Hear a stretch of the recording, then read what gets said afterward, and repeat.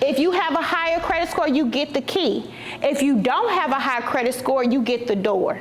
Morgan Spears opens her credit building workshops by explaining how credit scores haven't historically worked for everyone. Our financial system has historically and currently was built on structural racism. Today's workshop is in Pine Bluff, Arkansas.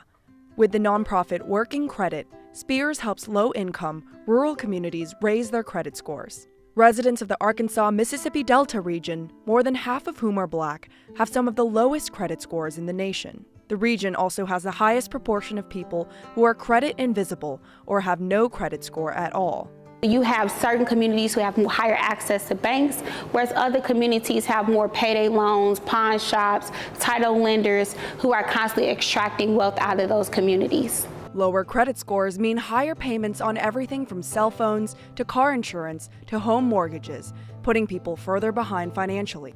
Pine Bluff resident Grace Swygert was never taught about the importance of credit scores. Growing up in Pine Bluff, we stay in a low-income area. We're not sat down and taught step by step, okay, this is what you need to build your credit. Swygert struggled with her credit score after overusing her credit card.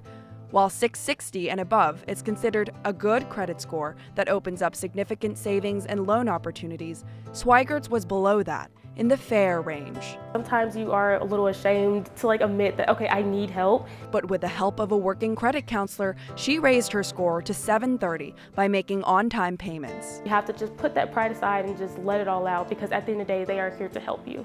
At the credit workshops, Spears lays out the 3 basic rules of credit building. You have to establish credit. The second is that you must pay these bills on time. The third rule is your usage on your credit card. You want to make sure that it stays below 30% of your credit limit. Working Credit has reached over 1,500 county residents through workshops and one-on-one coaching sessions since launching last year.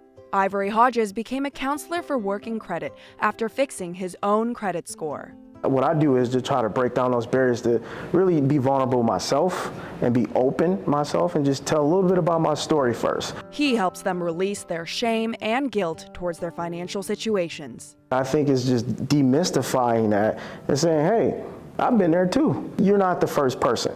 And that gives them this hope. This fall, Working Credit partnered with the University of Arkansas Pine Bluff, a historically Black university, to make credit building a required freshman orientation session.